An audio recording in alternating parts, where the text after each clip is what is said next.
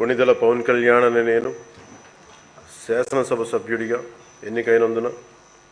శాసనం ద్వారా నిర్మితమైన భారత రాజ్యాంగం పట్ల నిజమైన విశ్వాసం, విధేయత చూపుతానని, భారతదేశ సార్వభౌమాధికారాన్ని,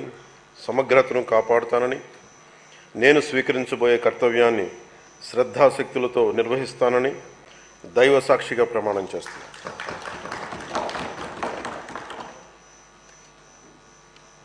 కొణిదెల పవన్ కళ్యాణ్ అని నేను ఆంధ్రప్రదేశ్ శాసనసభ సభ్యుడైన కొణిదెల పవన్ కళ్యాణ్ అని నేను సభా నియమాలకు కట్టుబడి ఉంటానని, వాటిని అనుసరిస్తానని, సభా మర్యాదలను పాటిస్తానని, సాంప్రదాయాలను